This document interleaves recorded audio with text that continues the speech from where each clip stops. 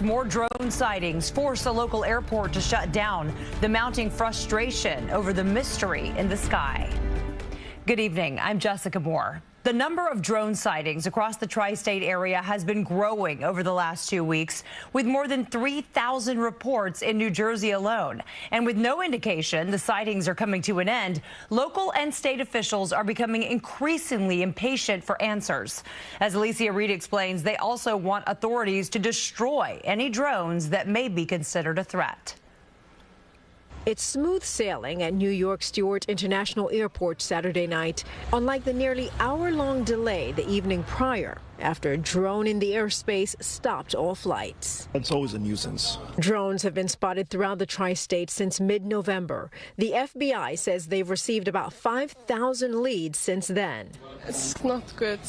Only about 100 have led to action by the FBI. In a statement, Governor Kathy Hochul says in part, this has gone too far. She's calling on Congress to pass a bill that will strengthen the FAA's oversight of drones and give select state and local law enforcement agencies the right to detect, track, or even destroy unmanned aircraft systems, or UAS. New Jersey Congressman Chris Smith plans to introduce legislation that would authorize training for state police across the country to track and take down drones. State police, probably a designated unit could be established, have real experts. Over 50 local, state, and federal partners have engaged in the investigation, including the FBI, DHS, and FAA.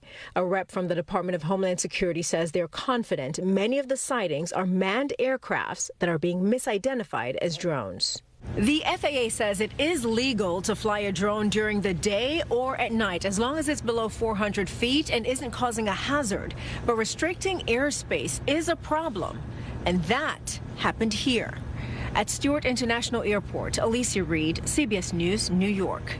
Stay with CBS News New York as the drone mystery continues to unfold. You can see all of our reporting on the recent sightings over on our website, cbsnewyork.com.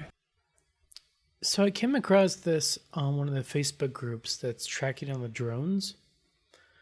And there's a professional photographer here named Nancy O'Connell.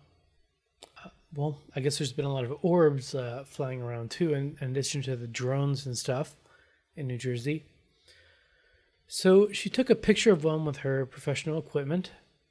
And the interesting thing is that if you look at the amount of time the shutter was open, or the amount the amount of time the picture was taken for, or the exposure, whatever, it's 1/30th of a second.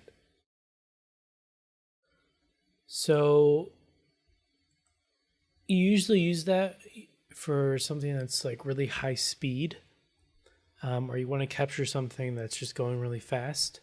So to have this come out from one of those orbs in the time span of 1/30th of a second is really creepy. I guess that's what it looked like from far away. Another one. And then, yeah. I do not know what to say about this. The person didn't, from what I've heard, the photographers don't upload the RAW files sometimes because they want to, they take pictures of what they took a picture of just to make, let everyone know that, yeah, I actually took this. I didn't alter it or anything. But yeah, this is one of the creepiest things I've seen. Again.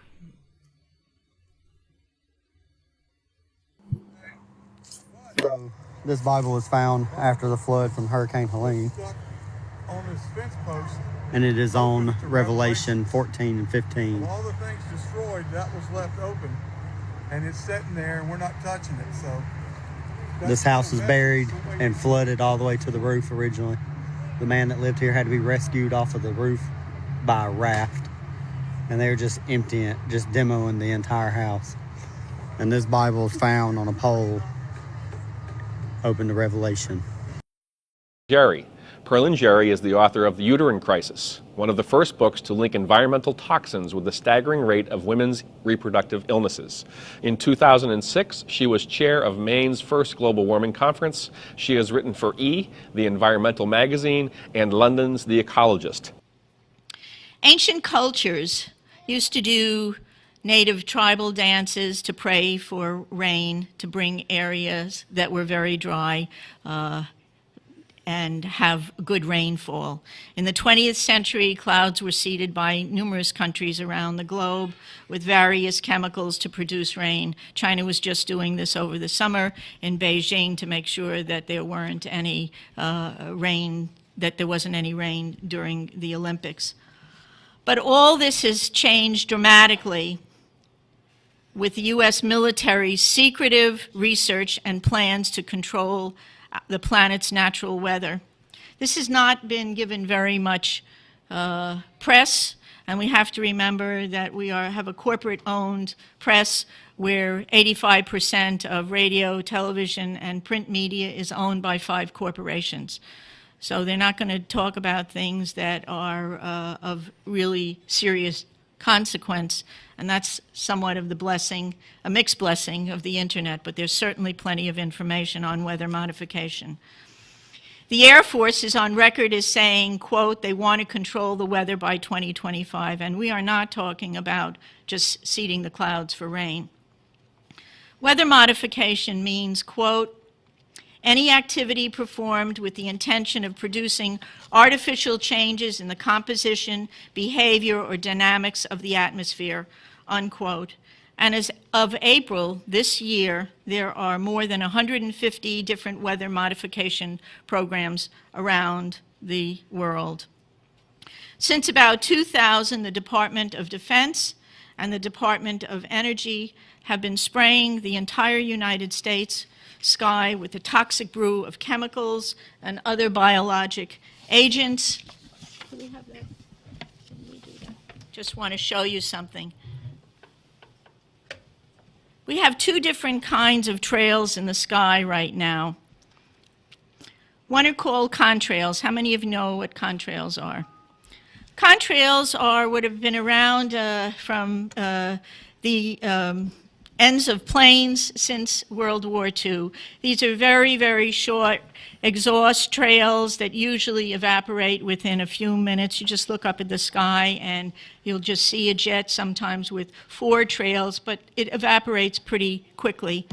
How many of you know what chemtrails are? The military and some commercial planes are spraying us with what are called chemtrails. I want you to look at the. And oftentimes, before there's a weather front, there are heavy assaults from these planes just before a weather front is changed and comes in. Military and some commercial jets have been fitted with huge barrels of at least 49 different kinds of documented chemical poisons.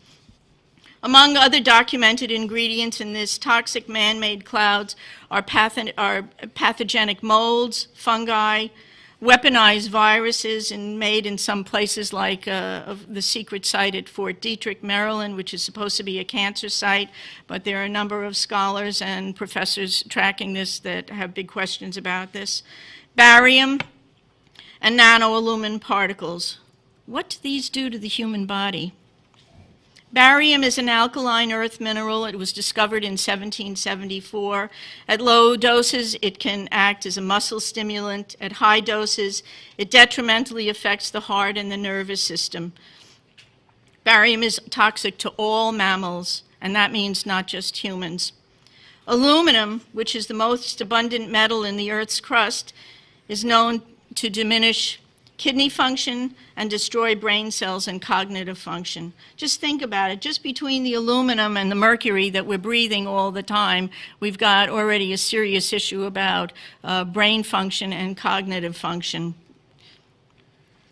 There is also documented evidence that the aluminum in chemtrails is released as nanoparticles, and that when they reach the Earth environment for wildlife in lakes and streams, it's causing serious problems with wildlife there.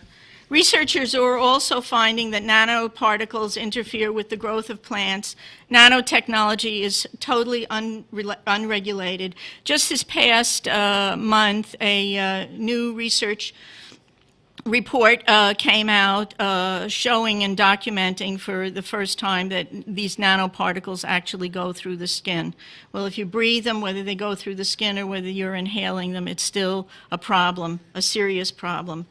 Other toxic chemicals that have been documented include ammonia, ammonium chloride, bismuth, cadmium, one of the most toxic elements also in the environment, hexabromobenzene, lead, potassium iodine, potassium perchlorate, sulfur, and xylene. This is just a toxic spew of carcinogens, serious respiratory and skin irritants, cardiovascular and gastrointestinal toxicants.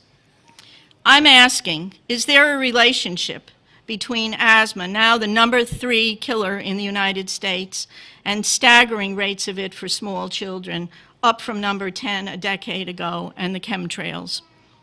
According to Clifford Carnicom, who's been studying chemtrails for 9 years now, and I met with him to discuss this in detail this summer, quote, "The true nature of these aerosol operations remain undisclosed and closed to fair examination by the public. All of this is being done by stealth to keep us in ignorance." There is a long, long history in the United States, tragically, not the kind of history that you learn in college textbooks, about secret chemical exposure to which Americans were subjected. I'd like to read you just a few of them. In 1931, Dr. Cornelius Rhodes, under the auspices of the Rockefeller Institute for Medical Investigations, infected human subjects with cancer cells. They were not told about it. He later went on to establish the U.S. Army Biological Warfare Facility in Maryland, Utah, and Panama, and then was named to the U.S. Atomic Energy Commission. While there, he began a series of radiation exposures, experiments on American soldiers and civilians in hospitals. In 1942, Chemical Warfare Services began mustard gas experiences on approximately 4,000 servicemen. The experiments continued until 1945 and made use of the Seventh-day Adventists who chose to become human guinea pigs rather than serve on duty. 1965, prisoners in a prison in Philadelphia were subjected to dioxin. Dioxin is so toxic, it is a byproduct of chlorine when it breaks down, whether it's in Clorox or in tampons, and a teaspoon could literally kill the entire planet. Dioxin is a carcinogen, and it's part of Agent Orange. That was suspected even before the military used it for Desert Storm.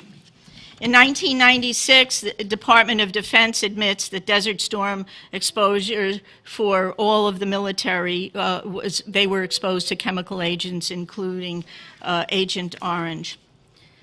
So I have questions that have to be part of an urgently needed public discussion and outcry. When is this going to stop?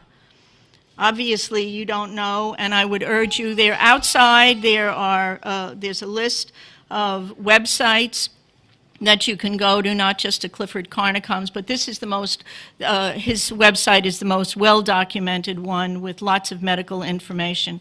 I've talked to over 100 doctors just in this past 6 months, naturopaths, MDs, all sorts of people in healthcare, and there we have staggering rates of upper respiratory and cardiovascular problems that we never used to have. There's a brand new emerging field, and that's called environmental cardiology, and they're not even dealing with the issues of weather modifications and chemtrails.